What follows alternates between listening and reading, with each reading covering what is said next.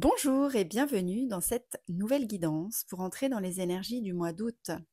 Comme d'habitude, je vais vous emmener voyager un peu dans toutes les traditions, regarder les différentes approches qui nous permettent d'anticiper et de rentrer en conscience dans les énergies que ce mois va nous proposer. Ce mois-ci, j'ai inclus une nouvelle rubrique dans cette guidance, puisque comme vous le savez certainement pour ceux qui me suivent, je suis, maintenant très, très imprégnée par le design humain, dans mon approche, dans mes accompagnements, et du coup, j'ai inclus une petite rubrique sur le design humain et les transits, qu'il va y avoir, qui vont venir nous allumer certains centres énergétiques, certains canaux au niveau de notre bodygraph. Eh bien, je vais vous laisser écouter, cette guidance, mais avant, je vous invite, comme d'habitude, à liker cette vidéo pour lui donner un peu plus de visibilité et à vous abonner à ma chaîne si vous avez envie d'être informé des prochaines vidéos qui sortiront.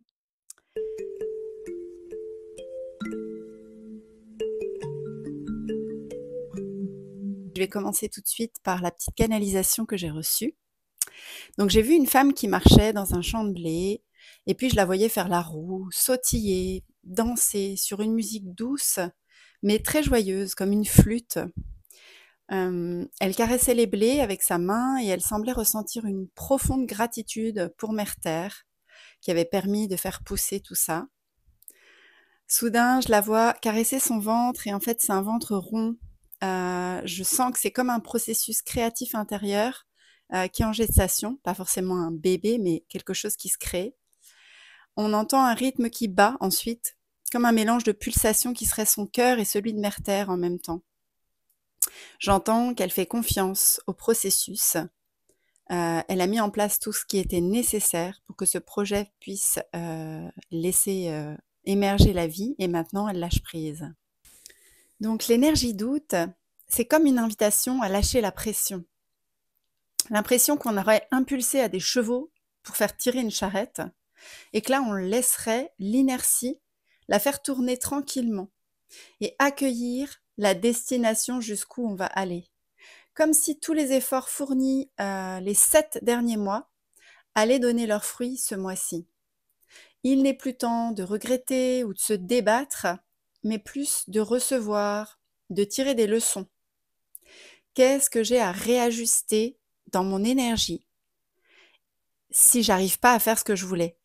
Et si j'y arrive, de remercier, d'être en gratitude, d'apprécier.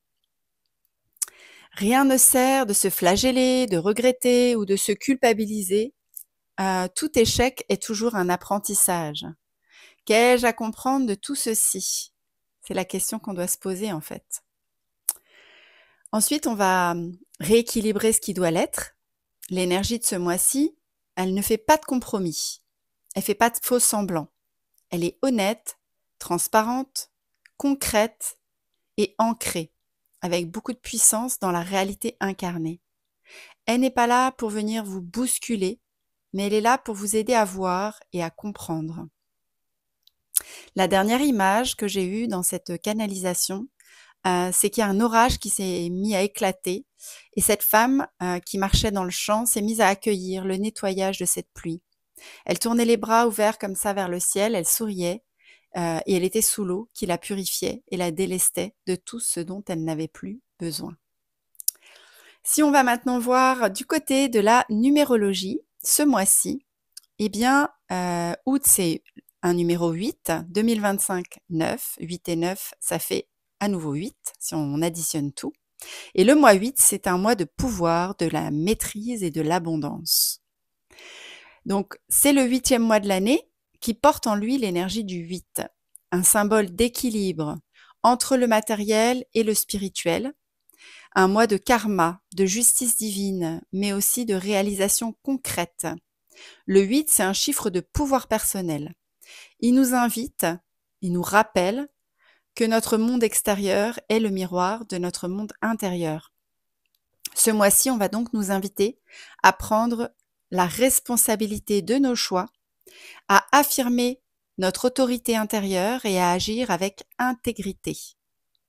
C'est un temps qui est propice pour poser des intentions très claires, faire le point sur ce que nous récoltons ou pas, et voir comment réajuster nos actions en conscience pour aligner nos désirs et nos actes. Le 8, il est souvent associé à l'infini. Vous savez, ce 8 couché là, le symbole de l'infini. Il représente le karma, le pouvoir de manifestation et la loi de cause à effet. C'est en fait un équilibre entre le monde spirituel avec le rond du haut du 8 et le monde matériel avec le rond du bas du 8. Il nous parle de responsabilité, de leadership, de succès, mais aussi de tests liés au pouvoir, à l'ego et à l'ambition. Alors, au niveau des influences énergétiques de la numérologie pour ce mois d'août, si on veut aller un peu plus loin, premièrement, il va falloir mettre un peu plus le focus sur les finances, le travail et la réussite. Alors, je sais bien que août, c'est plus propice aux vacances, mais ça n'empêche pas quand même d'avoir ces prises de conscience-là. Il va favoriser les décisions financières, les négociations, les promotions, les investissements, les signatures de contrats ou encore les prises de position dans la sphère professionnelle. C'est un excellent moment pour passer à l'action de manière stratégique.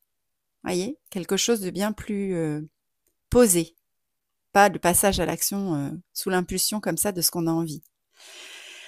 Ça va également être un mois autour du pouvoir personnel et de la maîtrise émotionnelle. Le 8, il appelle à affirmer sa place, mais toujours dans l'équilibre. Trop de contrôle ou de rigidité pourrait générer des conflits, mais en même temps, on nous invite à prendre nos responsabilités et à ne pas tomber dans l'autoritarisme ou le perfectionnisme. Il faut toujours trouver un juste équilibre. C'est également le 8, un mois qui nous amène, on le disait tout à l'heure, vers le karma et le retour de l'énergie qu'on a envoyée. Le 8, il est lié à la loi du retour. Ce que vous semez, eh bien, vous allez le récolter. C'est-à-dire que si vous avez été dans une dynamique d'alignement, d'effort constant, le mois d'août peut amener de très belles récoltes.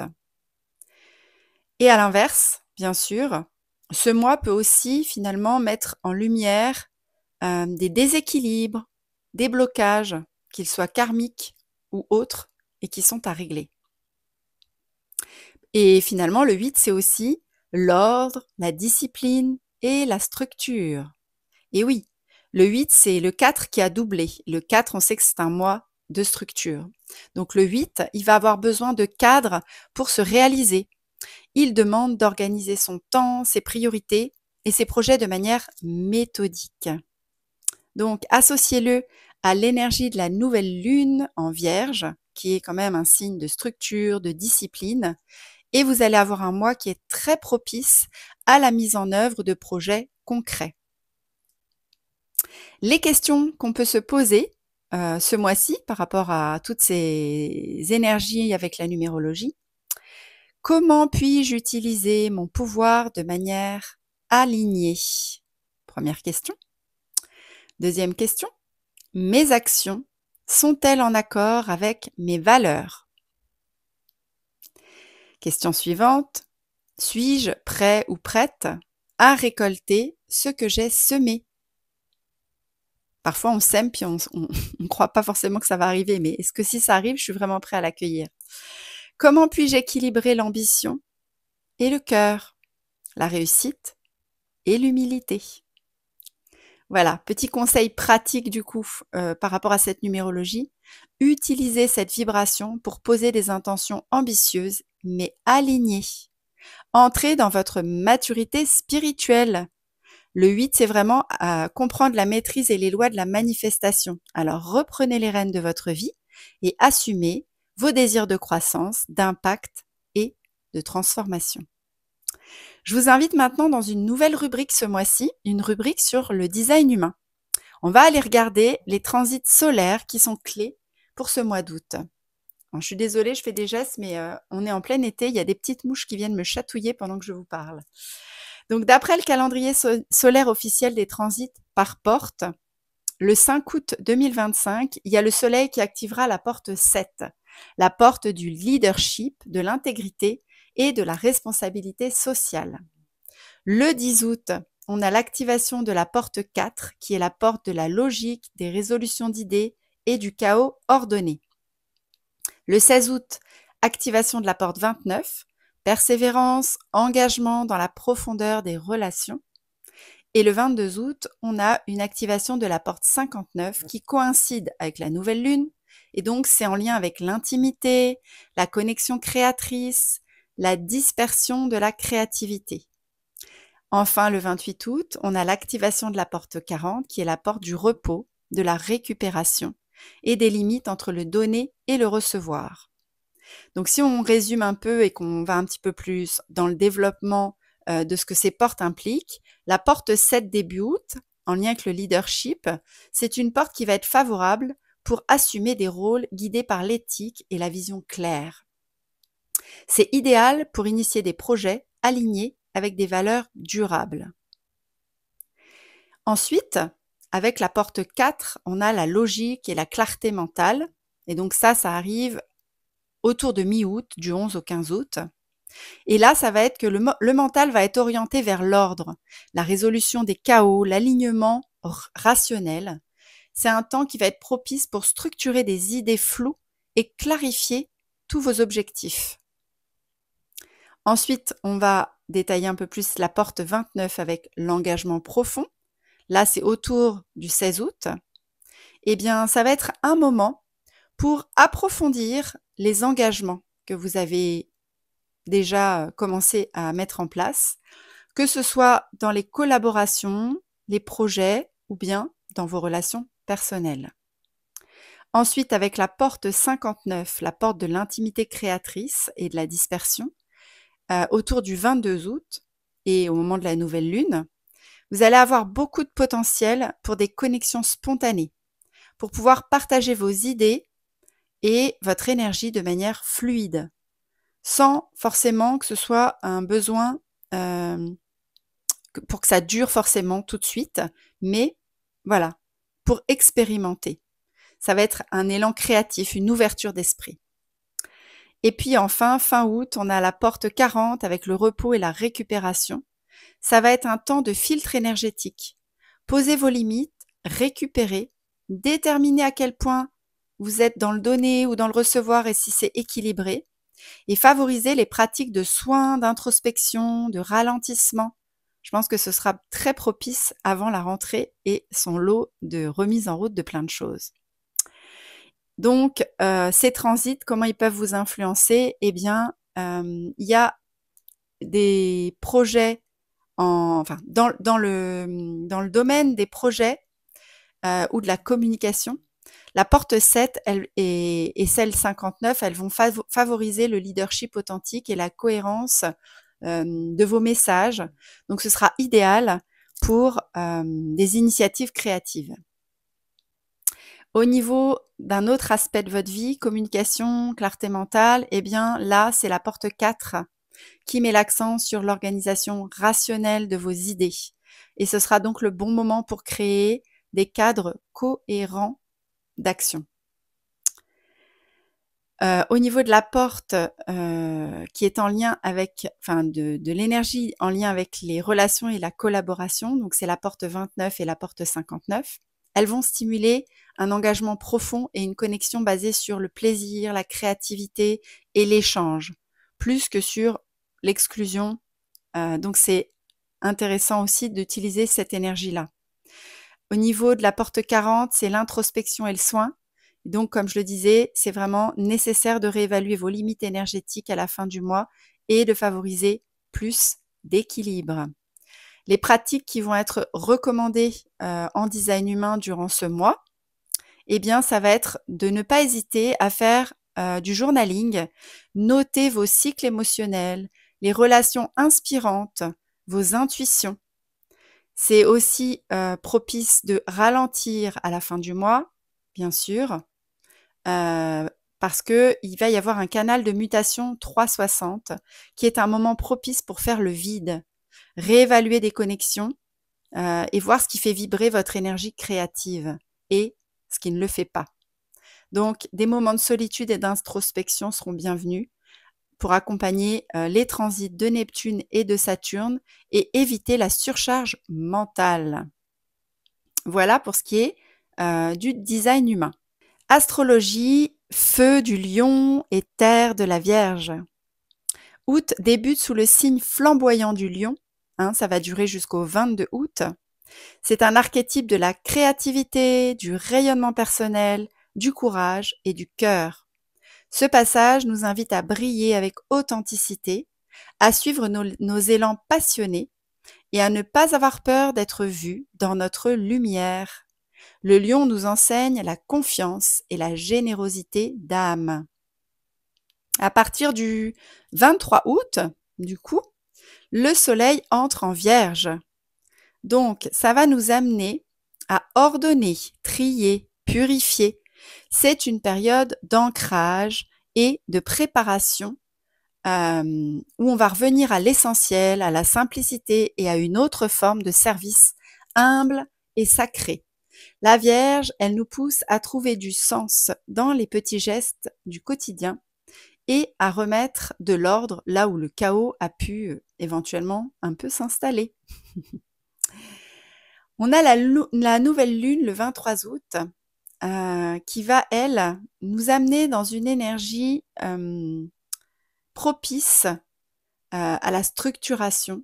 On en revient au signe de la Vierge, à l'organisation et à la mise en place de projets concrets. On a ce signe de terre qu'est la Vierge qui favorise la précision, la rigueur, la mise en place de bases solides. C'est le moment idéal pour poser des intentions claires et réalistes aussi, notamment dans des domaines comme la santé, le travail ou tout simplement votre quotidien. Donc un petit conseil, profitez de cette période pour établir des routines bénéfiques. Organisez votre espace de vie par exemple, ou votre espace de travail, et vous engagez dans des projets nécessitant discipline et persévérance. Surtout si vous n'êtes pas habitué à ce genre de fonctionnement, saisissez l'élan de la Vierge pour le faire. On a la pleine lune le 9 août aussi, qui est en Verseau, et qui va nous amener des énergies plutôt d'innovation, de libération et de prise de recul. Elle invite à l'exploration de nouvelles idées, à la rupture avec les schémas anciens et à l'ouverture d'esprit. C'est donc un moment qui va être plutôt propice pour vos projets ou les situations qui atteignent leur apogée. Ça va être important d'offrir une vision claire de ce qui doit être transformé ou libéré, de ce qui doit changer en somme. Donc utilisez bien cette période pour lâcher prise sur ce qui vous sert plus et pour vous entourer de personnes qui partagent vos idéaux et qui vous aident à intégrer des pratiques qui favorisent votre bien-être et le bien-être du collectif. On a d'autres phases importantes au niveau de la Lune au mois d'août. On a notamment la phase du premier quartier qui commence au niveau du 1er août, qui est une phase d'action et de mise en œuvre des intentions que vous avez posées au moment de la nouvelle lune. Il y a également le dernier quartier qui, lui, sera autour du 16 août. Et ça va être un temps de réévaluation, de nettoyage et de préparation pour la prochaine lunaison. Voilà. Ces phases lunaires, elles offrent un cadre énergétique puissant pour aligner vos actions avec les cycles naturels. Et c'est encore plus vrai si vous êtes réflecteur en design humain comme moi, où le réflecteur est vraiment très très relié au mouvement d'énergie de la Lune. Mais c'est vrai aussi et valable aussi pour toute personne sensible à ces changements. En août, l'accent est mis sur les structurations avec la Vierge et sur les libérations avec le Verseau, deux énergies complémentaires pour avancer avec clarté et sérénité. On va maintenant aller voir du côté des fêtes païennes. Donc on va dès début août, le 1er août, célébrer Lungnasad, qui est également appelée Lammas, et c'est une fête celtique du début des moissons. Elle célèbre la première récolte du blé, l'abondance de la terre, de notre belle terre-mère, et la générosité de la nature. C'est un moment de gratitude, mais aussi de sacrifice symbolique. On remercie pour les fruits reçus tout en reconnaissant ce qui doit être laissé derrière pour continuer à grandir. C'est ça l'idée du sacrifice. Je sacrifie de l'ancien pour pouvoir faire arriver le nouveau. Cette fête est liée au dieu Lugh, le dieu solaire et artisan, qui représente l'excellence dans l'action. Elle nous invite à reconnaître nos dons, à honorer nos efforts et à poser les graines de la seconde moitié de l'année avec discernement et avec intention. Il y a un petit rituel que je peux vous proposer pour cette célébration de Lughnasadh qui consiste à allumer une bougie dorée, orangée, et il va y avoir toute une histoire autour du pain ou des récoltes de la terre pour remercier les bénédictions qu'on a reçues. Donc, pour ce rituel, vous aurez besoin alors ce rituel, on pourrait l'appeler pain, feu et gratitude. Et donc, vous allez avoir besoin pour le célébrer, donc d'une bougie, comme je vous disais, jaune, doré, orangé, qui symbolise évidemment le soleil, d'un pain fait maison ou artisanal, ça peut être aussi un pain sans gluten ou une galette, ou quelque chose qui correspond à votre régime alimentaire, des herbes ou des fleurs de saison comme les blés, les tournesols, la lavande, un carnet ou une feuille, et une tasse ou un bol avec une boisson de votre choix. Vous pouvez faire ça évidemment à l'extérieur si vous en avez envie, si la météo le permet, ou à l'intérieur avec un autel saisonnier. Donc ce petit rituel, il va consister en créer un espace sacré avec tout ce qu'on vient d'énumérer, et dans le calme, vous allez allumer une bougie à l'intérieur ou un feu si vous êtes à l'extérieur de la maison pour symboliser le feu solaire. Vous allez disposer les fleurs et les herbes comme une offrande à Mère Terre. Et puis, vous allez commencer par un ancrage et une ouverture. Vous allez fermer les yeux, vous allez pendant quelques instants prendre une grande respiration profonde et vous allez visualiser la chaleur du soleil d'été qui vous enveloppe et qui vous rappelle toute l'énergie que vous avez reçue ces derniers mois. Vous pouvez ensuite dire une phrase, quelque chose qui mette une intention, comme par exemple, c'est une idée, vous pouvez faire la vôtre plus particulière si ça vous intéresse. En ce temps de moisson, je rends grâce pour ce que la terre m'offre et ce que j'ai cultivé en moi. C'est un exemple. Choisissez-en une qui est plus personnelle si vous avez envie. Ensuite, le rituel autour du pain sacré. Vous allez prendre le pain ou la galette ou ce que vous avez envie dans vos mains et vous allez visualiser tout le travail qui est derrière. La terre, les graines, le soleil, les efforts humains pour la récolte, la transformation en farine, puis le pétrissage, etc. Et vous allez faire une bénédiction simple. Pain des champs, fruit du labeur, je te célèbre comme un don de la vie. Ensuite, vous allez couper un petit morceau, le tremper dans la boisson que vous aurez choisie et le manger lentement en pleine conscience. Enfin, vous allez pouvoir formuler une gratitude par rapport aux récoltes personnelles. Donc, vous pouvez noter sur une feuille ou dans votre carnet ce que vous avez récolté. C'est-à-dire dans votre vie cette année, les réussites, les leçons que vous avez tirées, les relations, tout ce pourquoi vous êtes reconnaissant ou reconnaissante, ce que vous voulez transformer ou ce que vous voulez laisser aller avant l'automne. Commencez déjà à faire un premier tri. Ensuite, vous pouvez brûler ce papier ou l'enterrer symboliquement, comme ça vous appelle, si vous êtes dans l'énergie du feu ou de la terre, comme vous voulez. Et enfin, vous allez clôturer ce petit rituel en remerciant la terre, le soleil et les éléments. Vous allez boire une gorgée à nouveau de votre boisson et vous allez en laisser un peu dehors que vous irez rendre en offrande à la terre. Voilà.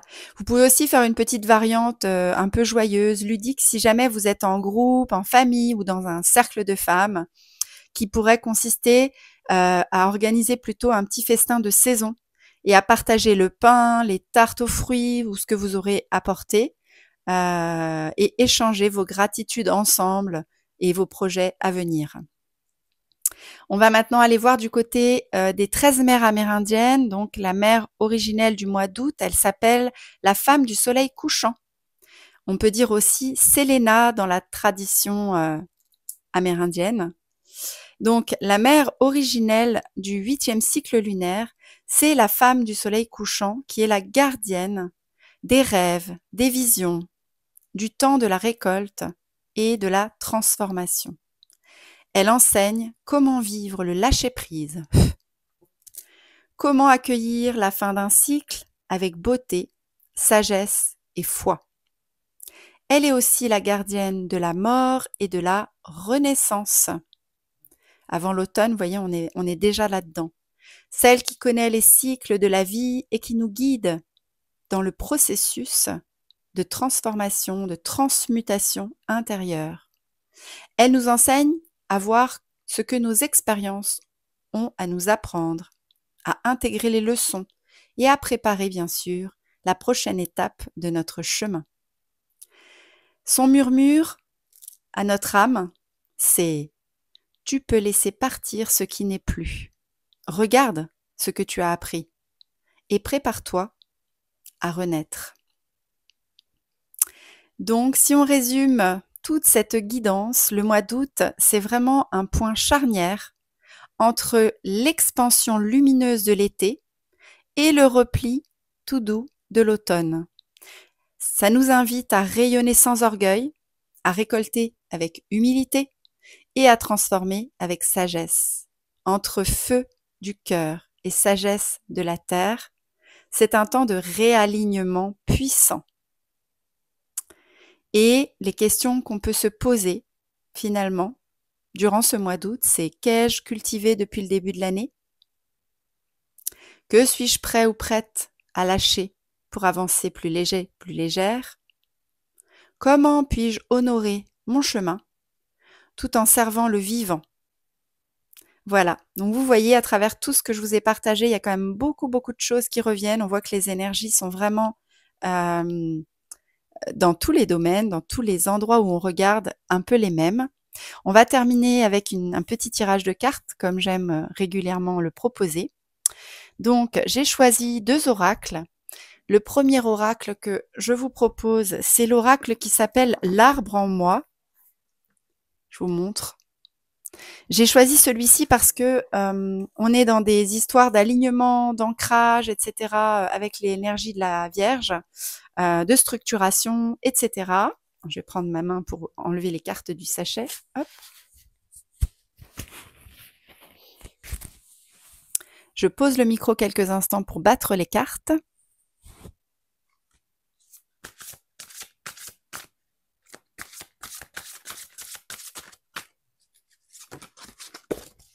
Voilà. Et la petite carte qui a sauté du tas, c'est la carte « J'ai la médecine en moi. Je sais ce dont j'ai besoin pour être bien, en harmonie. J'ai la médecine en moi qui me permet de me guérir. » Fais confiance à ton intuition, l'intelligence de ton cœur qui te guide. La vision que tu as est bonne pour toi. Prends un temps de silence pour être à l'écoute de ton âme. Donc voilà, ça c'était le tirage avec l'arbre en moi. Et le deuxième tirage que je vous propose, c'est l'oracle Cristaux du chaman. Et on va voir ce que celui-ci nous donne comme information. Je bats les cartes.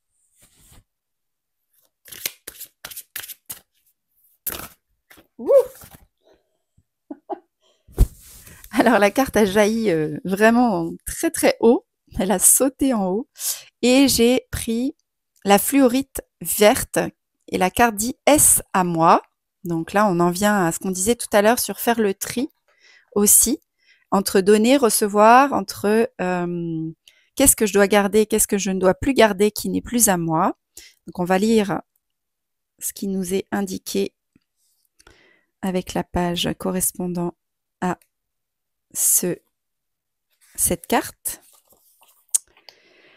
Quand une émotion vous submerge, la fluorite veut que vous vous demandiez: est-ce à moi? Quand vous semblez malade et que vous souffrez, elle vous donne le même conseil: calmez-vous et demandez-vous: est-ce à moi? Nous tirons toute notre énergie du monde qui nous entoure, c'est le prix pour en faire partie. Nos antennes invisibles sont toujours sorties, tâtant et sondant. Les frontières du moi peuvent se brouiller à force d'absorber aliments, émotions, toxines, microbes, lumière du soleil, toutes sortes de choses. La fluorite verte vous invite à surveiller ce qui entre, à voir ce qui vous sert et à laisser le reste. Alors ça me parle énormément, ça me rappelle que c'est une pierre qui peut être extrêmement utile pour le réflecteur que je suis, puisque c'est une énergie, le réflecteur, qui absorbe en permanence tout autour de lui. Et c'est vrai que cette question, est-ce que ça m'appartient, est-ce que ça ne m'appartient pas, c'est une question que je me pose très souvent depuis que je suis consciente de ça. Voilà, je vais vous laisser pour aller vivre maintenant pleinement conscient les énergies du mois d'août. Je vous souhaite qu'ils soient constructifs, qu'ils vous aident à poser de belles fondations, de belles bases pour la suite de l'année. Et je vous souhaite aussi du repos parce que c'est quand même un mois de vacances et que c'est ce qui est conseillé par les énergies pour la fin de ce mois. Et je vous dis à bientôt pour la prochaine guidance.